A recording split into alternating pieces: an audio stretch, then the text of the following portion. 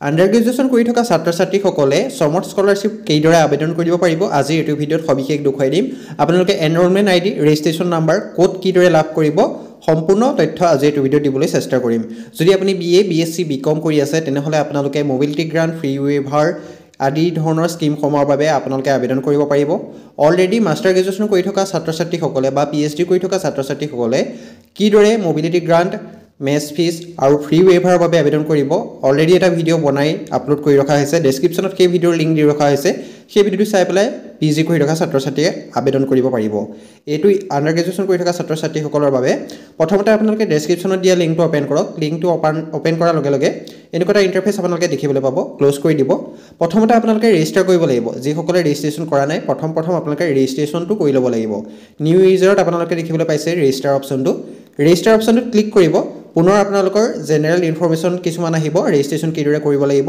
সেইটো আপোনালোকে ক্লোজ কৰি দিব ইয়াত আপোনালোকে দিছে ৰেজিষ্ট্ৰেশ্যনত আপোনালোকে ফিল আপ কৰিব লাগিব এনৰোলমেণ্ট/ৰোল নাম্বাৰ যিসমূহ ফাৰ্ষ্ট ছেমিষ্টাৰত আছে তেওঁলোকে সমৰ্থ ৱেবছাইটত যেতিয়া আবেদন কৰিছিলে তেওঁলোকৰ মেছেজ হিচাপে এটা ৰোল নাম্বাৰ আহিছিলে সমৰ্থ ৱেবছাইটৰ পৰা আপোনালোকে সেই ৰোল নাম্বাৰটো ফিল আপ কৰিব লাগিব আৰু যিসকলে সমৰ্থ ৱেবছাইটত এডমিশ্যন লোৱা নাছিল বা যিসকল আপোনাৰ সেকেন্ড সেম থাৰ্ড সেমত আছে তেওঁলোকে ডিব্ৰুগড় ইউনিভাৰ্চিটি যিটো ৰেজিষ্ট্ৰেশ্যন নাম্বাৰ সেই ৰেজিষ্ট্ৰেশ্যন নাম্বাৰটো ফিল আপ কৰিব লাগিব এইটো কথা মনত ৰাখিব আপোনালোকে যদি আপোনাৰ ওচৰত এনৰোলমেণ্ট নাম্বাৰটো নাই তেনেহ'লে আপুনি কলেজৰ লগত যোগাযোগ কৰিব পাৰে যিসমূহ ফাৰ্ষ্ট ছেমিষ্টাৰত আছে আৰু যদি আপোনালোকৰ ৰেজিষ্ট্ৰেশ্যন নাম্বাৰটো দিয়াৰ পাছতো লগইন হোৱা নাই বা ইনভেলিড আহিছে তেতিয়া আপোনালোকে কলেজ কৰ্তৃপক্ষৰ লগত যোগাযোগ কৰি পেলাই এনৰোলমেণ্ট নাম্বাৰ আৰু ৰোল নাম্বাৰটো আপোনালোকে কালেক্ট কৰি ল'ব তাৰপাছত আপোনালোকে অনলাইন আবেদনটো কৰিব এতিয়া দিছে যিহেতু মই ফাৰ্ষ্ট ছেমিষ্টাৰ ষ্টুডেণ্ট এগৰাকীৰ কৰি দেখুৱাইছোঁ তেওঁ যিহেতু মেছেজত আপোনাৰ ৰোল নাম্বাৰটো আছিলে সেই ৰোল নাম্বাৰটো মই ফিল আপ কৰিছোঁ কেপচাৰটো ফিল আপ কৰিছোঁ আপোনালোকে নিজৰ ডিব্ৰুগড় ইউনিভাৰ্চিটিৰ যিটো ৰেজিষ্ট্ৰেশ্যন নাম্বাৰ আপোনালোকে ৰেজিষ্ট্ৰেশ্যন নাম্বাৰটো ফিল আপ কৰি চাব পাৰে যদি আপোনালোক third semester fifth semester student হয় দেখিছে আপোনালোকে ৰোল নাম্বাৰ বা ৰেজিষ্ট্ৰেশ্যন নাম্বাৰ ফিল আপ কৰিব কেপচাৰ ফিল আপ কৰিব ছাবমিট কৰি দিব ছাবমিট কৰি দিয়াৰ লগে লগে আপোনাৰ যিটো ৰেজিষ্টাৰ মোবাইল নাম্বাৰ বা ইমেইল আইডি তাত আপোনাৰ এটা OTP সেন্ড কৰা হয় দেখিছে ইমেইল আইডিটো আপোনাৰ ওপৰত শ্ব' কৰিব সেই ইমেইলত আপোনাৰ OTPটো সেন্ড কৰা হয় আপোনালোকে OTPটো চাই পেলাই শুদ্ধকৈ ইয়াত ফিল আপ কৰিব OTPটো ফিল আপ কৰা হোৱাৰ পাছত আপোনালোকে সাবমিট অপশ্যনটোত ক্লিক কৰি দিব যদি আপোনালোকে ৰেজিষ্ট্ৰেশ্যন কৰি থৈছে যদি পাছৱৰ্ডটো পাৰ হৈ গৈছে তেতিয়া চিন্তা কৰিব নালাগে আপোনালোকে ৰিছেট পাছৱৰ্ড কৰিব পাৰিব এতিয়া দিছে মই OTPটো ফিল আপ কৰি দিয়াৰ লগে লগে মোৰ এটা নতুন পাছৱৰ্ড সেট কৰিবলৈ আহিছে এতিয়া মই ইয়াত পাছৱৰ্ড এটা সেট কৰি ল'ম আপোনাৰ নামটো পাছত @123 আপোনালোকে তেনেকৈ এটা ষ্ট্ৰং পাছৱৰ্ড সেট কৰি ল'ব পাছৱৰ্ডটো ফিল আপ কৰিব পুনৰ কনফাৰ্ম পাছৱৰ্ড কৰিব তাৰপিছত আপোনালোকে ৰিছেট পাছৱৰ্ড কৰি দিব এইদৰে আপোনালোকে ৰেজিষ্ট্ৰেশ্যনটো কৰি ল'ব পাৰিব অতি সহজতে আপোনালোকে এইদৰে ৰেজিষ্ট্ৰেশ্যনটো কৰিব পাৰিব দেখিছে মোৰ এইদৰে ৰেজিষ্ট্ৰেশ্যনটো হৈ গৈছে কমপ্লিট কেৱল আপোনালোকে পাছৱৰ্ডটো সেট কৰিলে আপোনাৰ ৰেজিষ্ট্ৰেশ্যনটো কমপ্লিট হৈ যাব পুনৰ আপোনালোকৰ এনেকুৱা এটা পপআপ উইণ্ড' আহিব ক্লোজ কৰি দিব এতিয়া আপোনালোকে দেখিছে এনৰোলমেণ্ট আৰু ৰোল নাম্বাৰটো তাৰ সাইডত ফিল আপ কৰিবলৈ আহিছে যদি আপোনালোকৰ ৰেজিষ্টাৰ কৰা হৈ গৈছে তাৰপিছত আপোনালোকে লগইন অপশ্যনটোত গৈ পেলাই আপোনালোকে লগইন কৰিব লাগিব ইয়াত আপোনালোকে এনৰোলমেণ্ট নাম্বাৰ বা ৰোল নাম্বাৰটো ফিল আপ কৰিব তাৰপিছত আপোনাৰ যিটো পাছৱৰ্ড আপুনি দিছিলে সেই পাছৱৰ্ডটো ফিল আপ কৰিব কেপচাৰটো ফিল আপ কৰি লগইন কৰি ল'ব যদি পাছৱৰ্ড আগতে ফিল আপ কৰিছিলে বা পাহৰি গৈছে তেনেহ'লে আপোনালোকে সাইডত দেখিবলৈ পাইছে মই কাৰ্চিন দি দেখুৱাই দিছোঁ ৰিছেট পাছৱৰ্ডৰ এটা অপশ্যন দেখিবলৈ পাইছে সেই ৰিছেট পাছৱৰ্ড অপশ্যনটোত গৈ পেলাই আপোনালোকে পাছৱৰ্ডটো ৰিছেট কৰি ল'ব পাৰে এতিয়া দিছে মই পুনৰ লগইন কৰি লৈছোঁ ৰোল নাম্বাৰ পাছৱৰ্ড কেপচাৰটো মই ফিল আপ কৰিম কেপচাৰটো যদি ভুল হয় আপোনালোকে পুনৰ আকৌ নতুন এটা কেপচাৰ আহি যাব দেখিছে মই প্ৰথমতে ভুলকৈ ফিল আপ কৰিছিলোঁ তাৰপৰা মোৰ এটা নতুন কেপচাৰ আহি গৈছে আপোনালোকে শুদ্ধকৈ ফিল আপ কৰি পেলাই লগইন অপশ্যনটো ক্লিক কৰি দিব দেখিছে মোৰ লগইন হৈ গৈছে এতিয়া মোৰ এইখিনি আপোনালোকে এইদৰে নেক্সট কৰি ল'ব গোটেইখিনি আপোনালোকৰ ষ্টেপ বাই ষ্টেপ আহি যায় এই আপোনাৰ ষ্টেপকেইটা আপোনালোকে নেক্সট কৰি ল'ব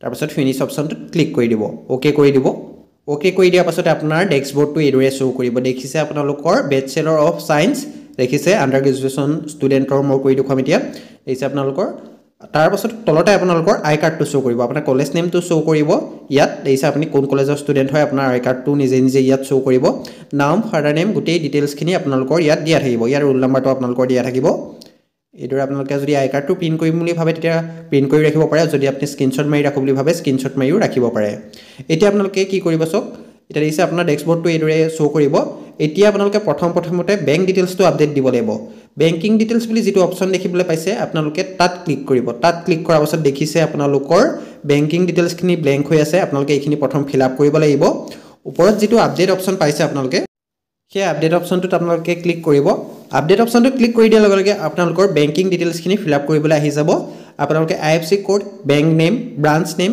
account number, PAN card number, account holder name এইখিনি আপোনালোকে শুদ্ধকৈ ফিল আপ কৰি ল'ব। মই ফিল আপ কৰি লৈছোঁ প্ৰথমতে গোটেইখিনি। আপোনালোকে ভালদৰে ফিল আপ কৰিব, ভুল নকৰিব। ভুলকৈ ছাবমিট কৰি দিয়াৰ পাছত আপোনালোকে পুনৰ এডিট কৰিব নোৱাৰিব। সেইবাবে আপোনালোকে একাউণ্ট নাম্বাৰ গোটেই ডাটাখিনি এবাৰ ভালকৈ চাই পেলাই আপোনালোকে ফিল আপ কৰিব। দেখিছে একাউণ্ট হোল্ডাৰ নামটো ফিল আপ কৰিছোঁ। পেন বুলি যিটো আছে আপোনালোকে তাত পান কাৰ্ডৰ যিটো নাম্বাৰ আছে আপুনি পান কাৰ্ডৰ নাম্বাৰটো ফিল আপ কৰি দিব। তাৰপিছত আপোনালোকৰ চেকবুক, কেঞ্চেল চেকবুক নহ'লে আপোনালোকৰ বেংক পাছবুকখন আপলোড কৰিবলৈ আহিছে। আপোনালোকে কেৱল বেংক পাছবুকটো আপলোড দিলেই হ'ব। বেংক পাছবুকৰ যিটো ফৰ্ম কপি আছে য'ত আপোনাৰ একাউণ্ট নাম্বাৰ গোটেই ডাটাখিনি লিখা থাকে সেই কপিটো আপোনালোকে আপলোড কৰিলেই হ'ব। কেঞ্চেল চেক আপলোড কৰাৰ প্ৰয়োজন নাই। যদি কেনেবাকৈ আপোনাৰ ওচৰত কেঞ্চেল চেক আছে বা আপোনালোকৰ চেকবুক আছে তেনেহ'লে আপোনালোকে চেকখন কেঞ্চেল কৰি পেলাইও আপলোড কৰিব পাৰে। এতিয়া মই বেংক পাছবুকটো আপলোড কৰি দেখুৱাই দিছোঁ। ইয়াত আপোনালোকে চিলেক্ট ফাইল অপশ্যনটোত যাব। চিলেক্ট ফাইল অপশ্যনটোত গৈ পেলাই আপোনালোকৰ ফাইলটো চিলেক্ট কৰি ল'ব এইদৰে। যদি আপোনালোকে মোবাইলত কৰিছে তেতিয়া আপোনালোকে মোবাইলৰ গেলেৰীটো আপোনালোকক খোল খাব। গেলেৰীৰ পৰা আপোনাৰ যিটো পাছবুক কপি আছে পাছবুক কপিটো আপোনালোকে চিলেক্ট কৰি ল'ব। এইদৰে আপোনালোকে চিলেক্ট কৰি ল'ব। চিলেক্ট কৰি হোৱাৰ পাছত দেখিছে ষ্টাৰ্ট আপলোড। আপলোড অপশ্যনটো ক্লিক কৰি দিয়াৰ লগে লগে আপোনাৰ বেংক পাছবুকটো এইদৰে আপলোড হ'বলৈ আৰম্ভ কৰিব। আপোনালোকে যদি মোবাইলত ফটো তুলিছে তেনেহ'লে আপোনালোকে ভাল পাছবুক কপিটো ক্ৰপ কৰি ল'ব। বহুতে ফটোখন যেনেকৈ ক্লিক কৰে তেনেকৈ আপলোড কৰি দিয়ে, কিন্তু তেনেকুৱা নকৰিব। আপোনালোকে ভালদৰে আপলোড কৰিব। ফটোখন ক্ৰপ কৰি পেলাই আপোনালোকৰ ক্লিয়াৰ আহিছেনে নাই হয় আপোনালোকে সেইটো এবাৰ চেক কৰি ল'ব। তাৰপাছত I am bona fide student of the institute সেই অপশ্যনটোত আপোনালোকে টিক মাৰ্ক দিব। টিক মাৰ্ক দিয়াৰ পাছত আপোনালোকে ছাবমিট অপশ্যন যিটো আছে ছাবমিট অপশ্যনটোত ক্লিক কৰি দিব। ছাবমিট অপশ্যনটোত ক্লিক কৰাৰ আগত আপোনালোকে দুবাৰ তিনিবাৰ আপোনালোকে ভালদৰে ডাটাখিনি চাই লওক। Account number, PAN card number এইখিনি আপোনালোকৰ ঠিকেই আছে নাই দুবাৰ তিনিবাৰ আপোনালোকে চোৱাৰ পাছতহে ছাবমিট অপশ্যনটোত ক্লিক কৰিব। এবাৰ ছাবমিট কৰি দিয়াৰ পাছত আপোনালোকে কোনো ধৰণৰ এডিট কৰিব নোৱাৰিব। সেইবাবে আপোনালোকে ভালদৰে চাই লওক। গোটেইখিনি যদি ঠিকেই আছে তেতিয়া আপোনালোকে ছাবমিট অপশ্যনটোত ক্লিক কৰি দিব। ছাবমিট অপশ্যনটোত ক্লিক কৰি দিয়াৰ লগে লগে আপোনালোকৰ দেখিছে ডাটা ছাকচেছফুলি আপোনালোকৰ দেখিছে ছাকচেছ বুলি এনেকৈ ওপৰত টপ আপ এটা আহি যাব। আপোনালোকৰ দেখিছে মোৰ অলৰেডি আপলোড হৈ গৈছে গোটেই বেংকিং ডিটেইলছখিনি। এতিয়া আপোনালোকে কি কৰিব, স্কলাৰশ্বিপ যিটো স্কিম আছে স্কলাৰশ্বিপ অপশ্যনটোত আপোনালোকে ক্লিক কৰিব। স্কলাৰশ্বিপ অপশ্যনটোত ক্লিক কৰি দিয়াৰ লগে লগে আপোনালোকৰ স্কলাৰশ্বিপখিনি যিখিনি আছে স্কিমখিনি সেইখিনি আপোনালোকৰ শ্ব' কৰিব। তাৰ আগতে আপোনালোকে বেংকিং ডিটেইলছ অপশ্যনটোত ক্লিক কৰি পেলাই এবাৰ ডাটাখিনি আপলোড হৈছেনে নাই হোৱা এবাৰ চেক কৰি ল'ব। দেখিছে মোৰ গোটেইখিনি ডাটা ইয়াত আপডেট হৈ গৈছে। এইদৰে আপোনালোকে চেক কৰি ল'ব পাৰিব। এতিয়া আপোনালোকে যিটো স্কলাৰশ্বিপ আছে স্কলাৰশ্বিপ অপশ্যনটোত আপোনালোকে ক্লিক কৰিব। স্কলাৰশ্বিপ অপশ্যনটোত ক্লিক কৰি দিয়াৰ লগে লগে আপুনি যিটো স্কিমৰ বাবে এলিজিবল হয় সেই স্কিমটো ইয়াত শ্ব' কৰিব। দেখিছে ফি ৱেইভাৰটো মোৰ শ্ব' কৰিছে। এইদৰে আপোনালোকে এপ্লাই অপশ্যনটো আপোনালোকৰ খোল খাই আছে দেখিছে। বহুতৰ কিছুমানৰ খোল খোৱা নাই, আপোনালোকৰ ছাৰ্ভাৰ প্ৰব্লেমৰ বাবেও হ'ব পাৰে। আপোনালোকে ট্ৰাই কৰি থাকিব, তাৰপাছত আপোনালোকৰ খোল খাই যাবও পাৰে। এইটো দেখিছে বেচেলৰ অফ ছায়েন্স আণ্ডাৰ গ্ৰেজুৱেশ্যনৰো খোল খাইছে। বহুতে কৈ আছে আণ্ডাৰ গ্ৰেজুৱেশ্যনৰ খোল নাই খোৱা, কিন্তু এইটো দেখিছে মই কৰি দেখুৱাই দিম। এতিয়া আপোনালোকে এপ্লাই কৰিবৰ বাবে কি কৰিব, এপ্লাই অপশ্যন যিটো আছে এপ্লাই অপশ্যনটোত আপোনালোকে ক্লিক কৰিব। এপ্লাই অপশ্যনটোত ক্লিক কৰি দিয়াৰ লগে লগে আপোনাৰ ফেমিলি ইনকমটো ইয়াত ফিল আপ কৰিবলৈ আহিব। যদি ইনকম চাৰ্টিফিকেট আপুনি আগতে আপলোড কৰিছিলে তেনেহ'লে ইয়াত শ্ব' কৰিব। এইদৰে দেখিছে। যদি আপোনালোকে নতুনকৈ ইনকমখন আপলোড কৰিম বুলি ভাবে তেনেহ'লে পুৰণাখন আপোনালোকে ডিলিট অপশ্যনটোত গৈ পেলাই ডিলিট কৰি ল'ব। এতিয়া মই পুৰণাখন ডিলিট কৰি পেলাই নতুনখন আপলোড কৰিম। যদি আপোনালোকৰ আগতে আপলোড নাই কৰা তেতিয়া আপোনালোকে ডাইৰেক্ট চিলেক্ট ফাইল অপশ্যনটোত গৈ পেলাই আপোনালোকে আপলোড কৰিব পাৰিব। এতিয়া প্ৰথমতে মই ইনকমটো ফিল আপ কৰি লৈছোঁ। ফেমিলি ইনকম যিটো আপোনাৰ ইনকম চাৰ্টিফিকেটত যিটো ইনকম দিয়া থাকে সেই ইনকমটো আপোনালোকে ইয়াত ফিল আপ কৰিব। তাৰপাছত আপোনালোকে বেংক পাছবুকটো যিদৰে আপলোড কৰিছিলে ঠিক তেনেদৰে আপোনালোকে চিলেক্ট ফাইলত গৈ পেলাই আপোনাৰ যিখন ইনকম চাৰ্টিফিকেটখন আপোনালোকে ইয়াত আপলোড কৰি দিব।